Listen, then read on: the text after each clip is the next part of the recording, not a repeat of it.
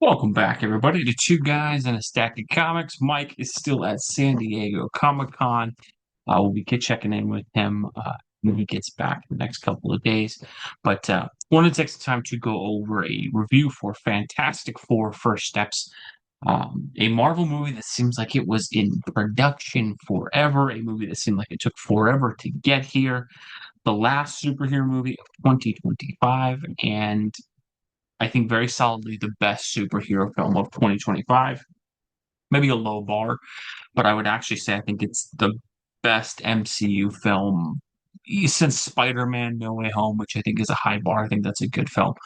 But I think overall it's a really, really great movie. I thought there was some things I didn't like, but um, there's been so much talk, so much discussion about this movie. And I think, even myself, I kind of have to own some negativity about going into this movie, how I felt on it, and that we'd done a couple videos here on the channel talking about our thoughts on the trailers and our thoughts on the marketing of the film and some things that had been out there. And even a week ago, we did one about, the comic books removing Reed Richards as the leader of the Fantastic Four and thinking it was connected to this film.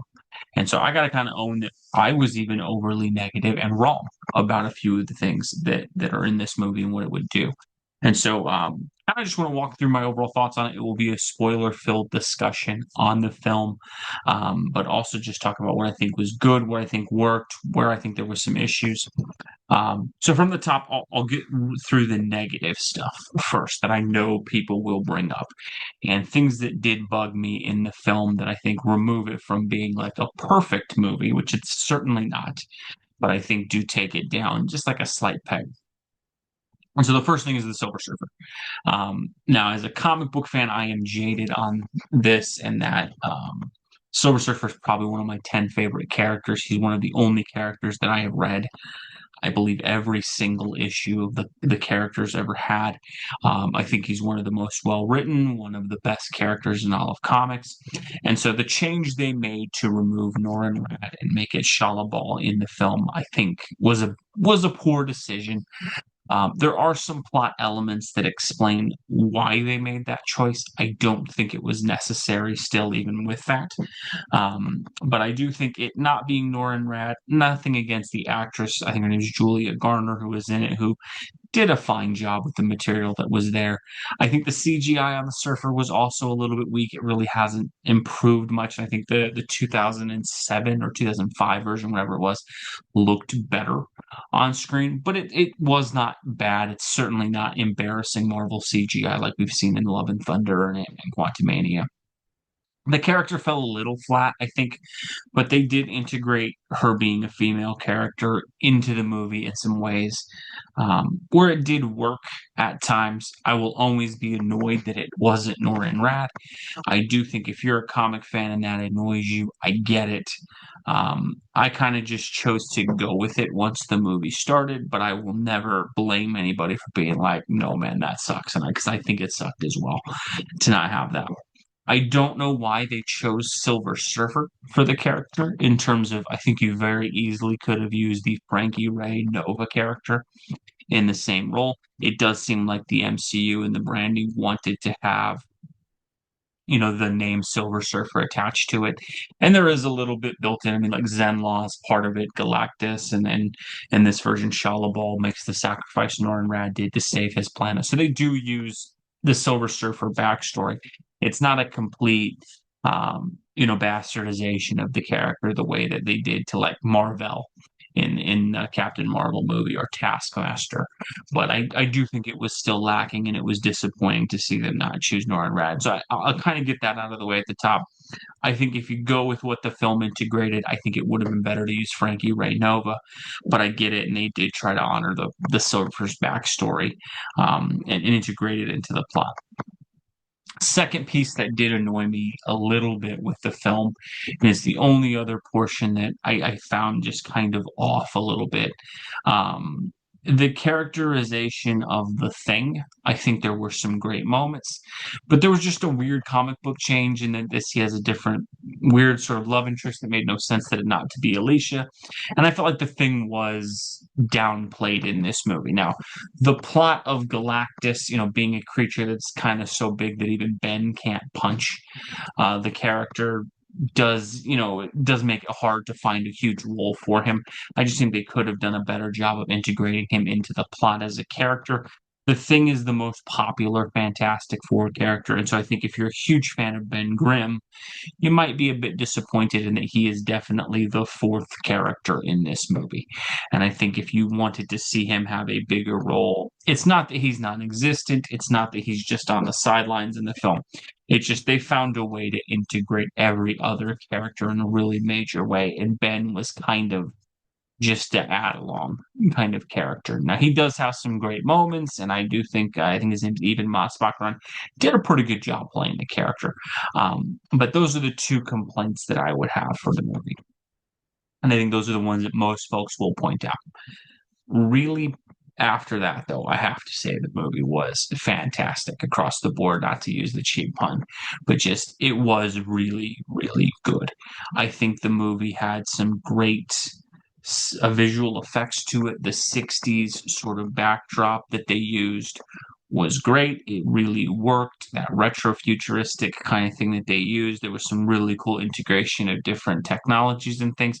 It was really cool to see that. And I really thought they did a great job putting that into the film, making it feel like this was just this world that you're dropped into. And I appreciated the design aspect of that and the aesthetics that it gave it and how that kind of fit for the Fantastic Four. I think the other portion, I think they did a great job narratively of putting you in where the Fantastic Four have been heroes. There's a really cool sort of montage at the beginning going through the Fantastic Four's, backstory, because in this movie it picks up where they've been the Fantastic Four for 4 years. And it was cool to see someone like the Super Apes and the Mole Man and different characters that they did to tackle some comic book stuff to it. And I thought that was really cool, a nice montage that honored a lot of the early foundational stories of the Fantastic Four, which was pretty cool. I think the other thing that was really well done throughout the movie, the way they actually had them act as a team, as a family, and the dynamics between the characters. They nailed that. I've always loved the Tim Story ones in the early 2000s, and I do think they got the characters slightly better there. Again, I'm a huge fan of those. If you hated those, you may disagree with me on that, but I think this was a really good approximation of all of the characters. They had great dynamics between Johnny and Ben. Reed and Sue's relationship was really, really good, and they highlighted a lot of the strengths of those characters. And overall, they wrote that incredibly well. They functioned really well as a team, as you'd expect out of Fantastic Four. There wasn't a sort of one character gets to suck and the others are all amazing. Ben probably gets the least amount to do, but he still gets some great moments. And so I thought from a team film aspect, it was really cool to see that, and that we don't see team films done the best. And then when you look at like X-Men, those ended up being like Wolverine movies.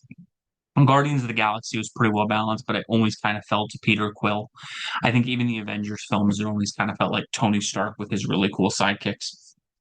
This movie really had a great balance with all of the characters showing all of their perspectives.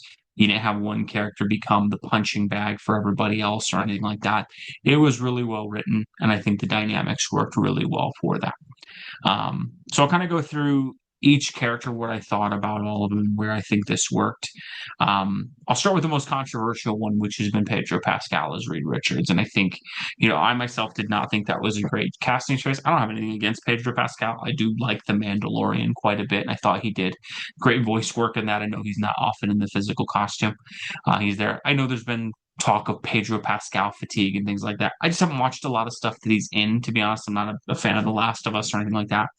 But I thought he was great as Reed Richards in the movie, surprisingly. He played a great version of Reed Richards for this universe in that.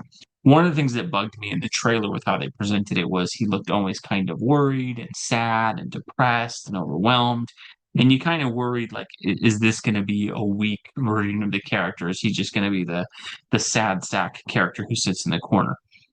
He's not in this film. The reason that there are so many scenes like that is, and I thought this was really well done by Matt Shackman, the director, and whoever wrote the film as well.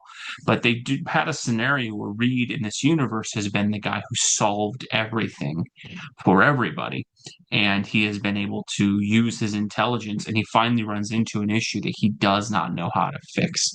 And so I thought that was really well done. I think that's why you get this version of Reed, and that Galactus presents such a challenge that this incredibly accomplished individual who normally can fix everything is befuddled as to what to do.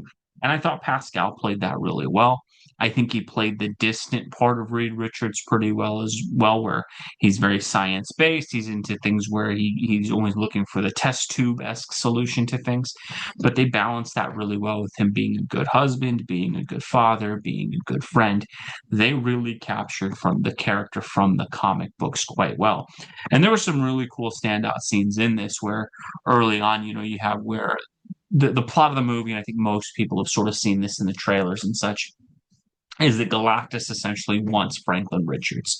That's what he's demanding to spare Earth.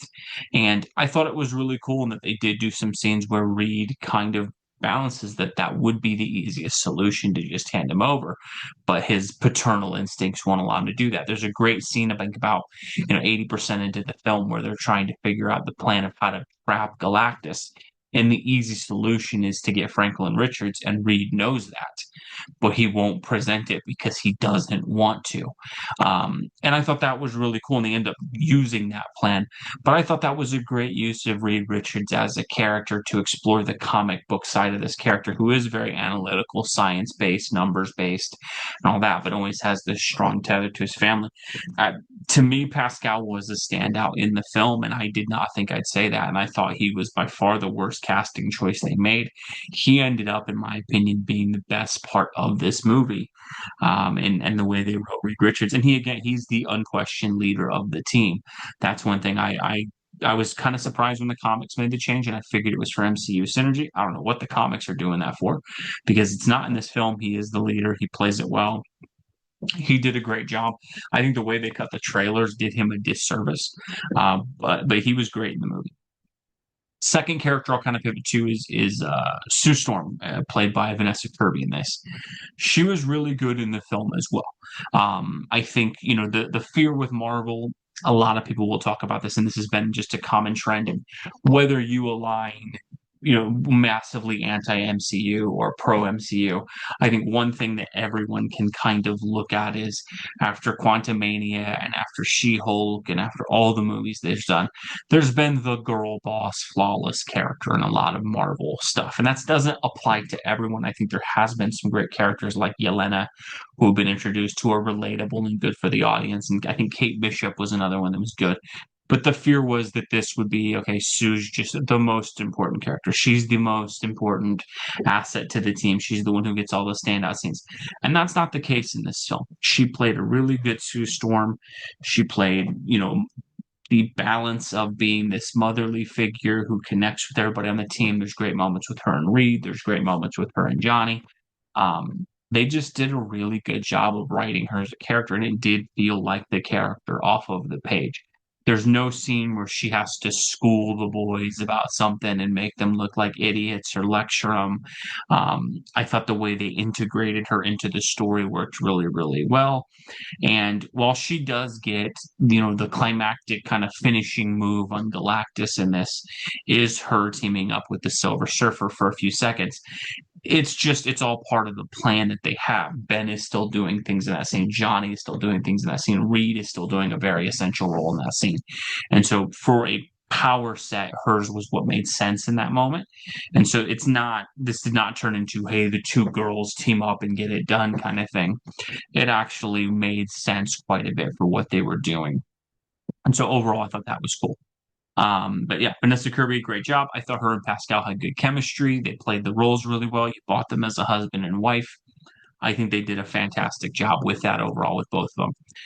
Pivoting to Johnny Storm, I think Joseph Quinn is the guy's name played it.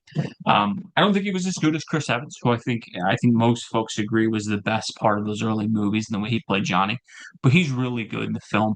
And while they make Johnny a little smarter than Johnny has been in the comics, it's not so far that it strains credulity or kind of breaks the film.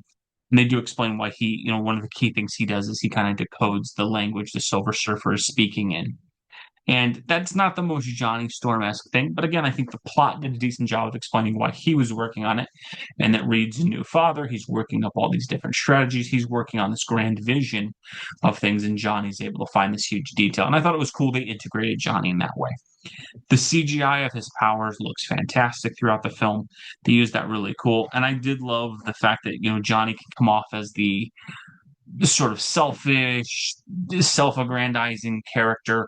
But in the movies and in the comics, he's always this character who's willing to make the ultimate sacrifice. And there's multiple moments in this film where Johnny is the one who's willing to step up and make the ultimate sacrifice, and he's prevented from doing so a few times.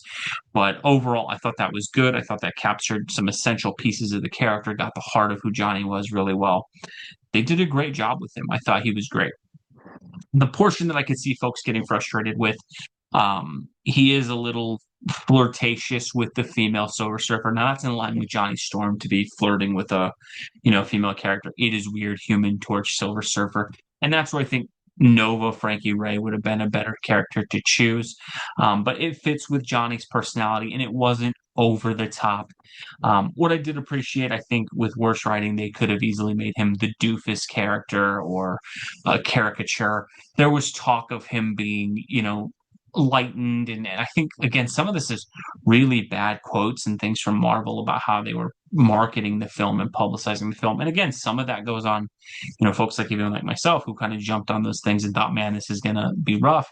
There was no like let's sand the rough edges off of Johnny. There was no he's uberly sensitive or anything. He is the character that he should be, and I think they did a good job with him overall. There's great banter with him and Ben.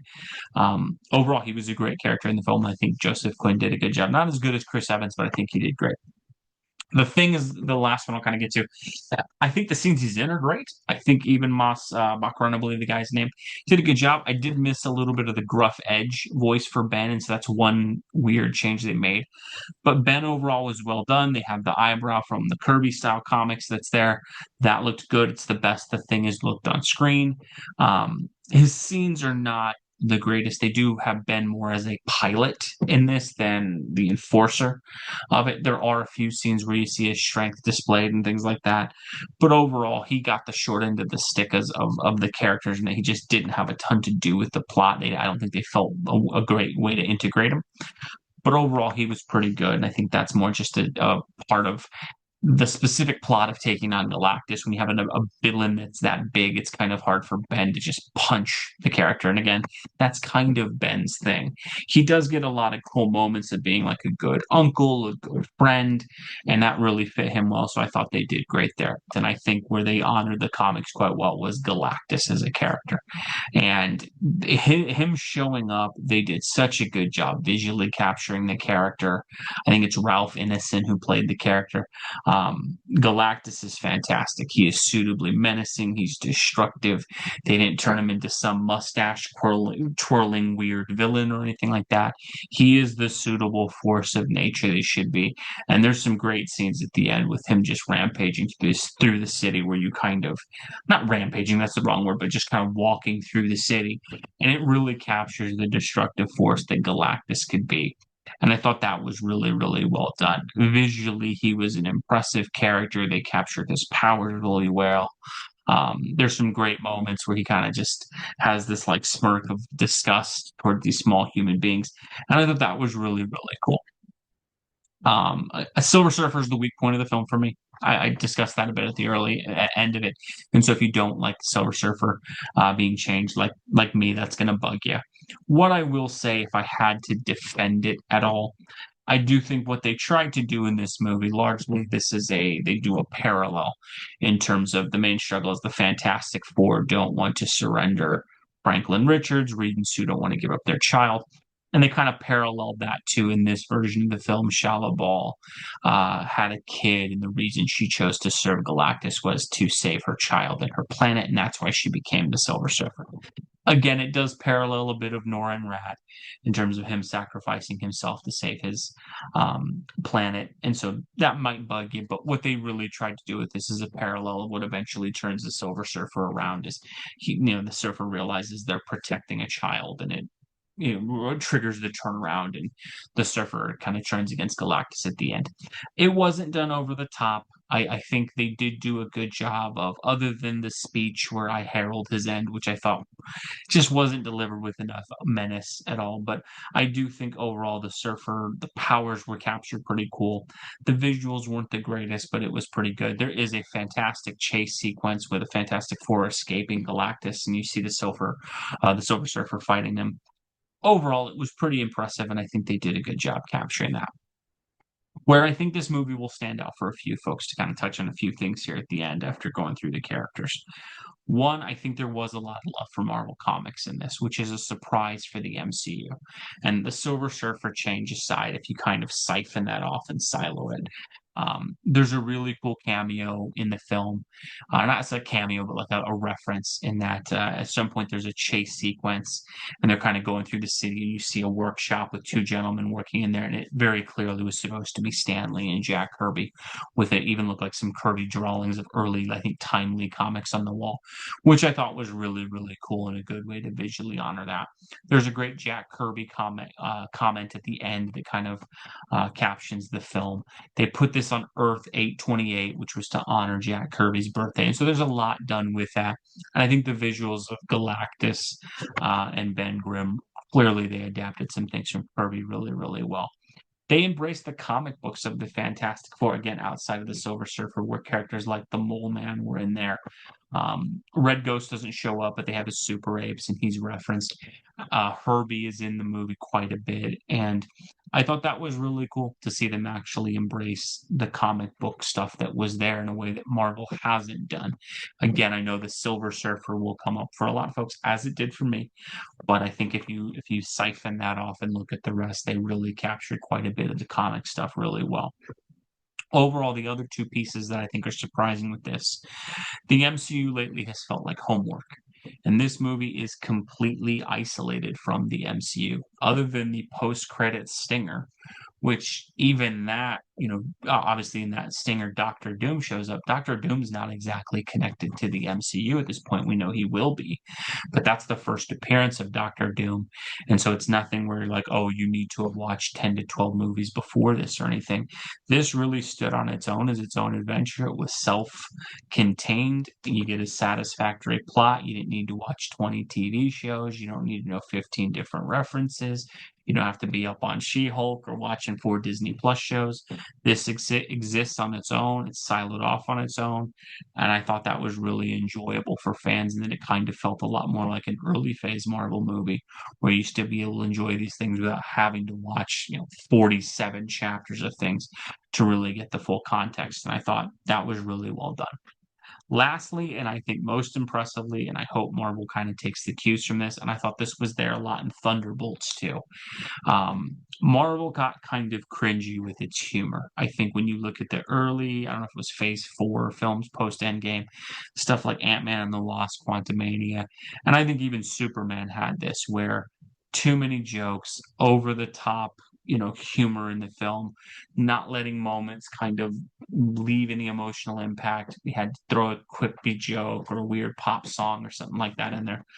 This movie has a more serious tone. It's a little bit not somber, but it is more serious. They do have some genuine emotional moments in the film. The dialogue between the two characters feels more serious, and they don't have where it's ruined with a joke. They did integrate the type of humor from a Fantastic Four standpoint that works, but never at the expense of the story, never at the expense of the moment, never at the expense of what they're trying to convey on screen. I thought if you're a parent, there's a particularly funny joke right at the end of the film with them trying to put a car seat in, which if you've ever been a parent and put a car seat in, it was one of the more relatable things I've ever seen. And I thought that was really well done. There's some cool usage of the powers for humor in the movie as well, but nothing over the top. But overall, I thought the tone was such a stark improvement from where Marvel has been overall. This it was a really great movie. I was blown away by the film in terms of I kind of went in very pessimistic with this film. I thought this was going to really suffer. I thought we were going to see a movie where the other three Fantastic Four members were benched, and it was basically a Sue and Shia LaBeouf story, and it flat out wasn't. It was actually really, really well done. I've seen some complaints about a few different scenes in the film. To kind of close this out, one scene I've seen people complaining is like when they come back, Reed Richards unveils to the Earth that he could have, gotten Galactus to back away without trading in the kid, and a lot of people have said that's like a dumb moment in the movie. Where I took that and where I actually kind of liked that moment, the Fantastic Four in this movie, they kind of capture that they've been entrusted with quite a bit, and so they've been put in as world leaders and not to a level where they're ruling anything, but they've been really become trusted assets and have been given a huge amount of authority in this universe. I thought it was actually sort of heroic that Reed Richards was honest about what happened and why that was there, and he didn't take advantage of the fact that he could have just said no. He actually took that position that they'd been given, the importance that they'd been given inside society seriously, and was honest with folks. And I thought that was actually a good moment in the film, not a stupid moment in the film. I think that was actually pretty well done. But I walk away from this one thoroughly shocked. I'm not big on giving grades, but I would recommend seeing the film, and I didn't think I'd be saying that. I don't know if I love it more than the early Fantastic Four movies, which if you hate those, you probably will shake your head at me and go, okay, that's not good. I really have always loved those movies. They kind of came out at the right age for me, and there's a lot of nostalgia around those for me. So I don't know if I would rank it above those, but understand that I rank those quite high, even if you kind of hate those. But this was light years better than what Marvel's done in a really long time. And as I left the theater, I kind of shook my head a lot on this, and that had Marvel not spent the last 4 or 5 years putting out bad D plus show after bad D plus show after disappointing movie, if this had just been the first movie post Endgame, I think this would have done so much better at the box office. This would have absolutely got folks to buy in. And the weirdest part of this is leaving the theater. The biggest concern I have is like, oh, dang it, it's connected to the MCU. Because I would love to see where this would go with just a next movie siphoned on this Earth with the Doctor Doom threat on this Earth and them dealing with it. The fact that I know this has now got to be thrown into the MCU with a bunch of characters that we don't really love as much anymore since Tony and Cap and a lot of them are gone. That's the only downside to this for me is that it's like, oh dang, and that's so weird. And that used to be the biggest asset Marvel had going for it was, hey, it's the MCU, it's connected. That actually becomes like a weight around this movie's ankles. And that I think if you had just had this as an individual Fantastic Four film with a sequel follow up that would be focused on these folks, I'd be a lot more excited about it as opposed to what we're going to have with Avengers Doomsday. But overall, that's my thoughts on the film. I think if you check this one out, if you were negative, I want to make sure I'm clear on this. I was really negative about this movie going in. I'll even say that I was wrong about quite a bit of the things that I believe would be in this movie. And so I'll own that. I was 100% wrong on some of the things that were there. This is a solid superhero film that really honors quite a bit of the comics outside of Silver Surfer. But I think it's really good and worth checking out. Let me know what you think down below. Agree or disagree. I always like hearing your guys' thoughts down below. Just one guy sharing his opinions. So if you think I'm wrong 100%, that's okay. Appreciate seeing it. Thanks for watching, folks. God bless you. Hope you have a great rest of your day.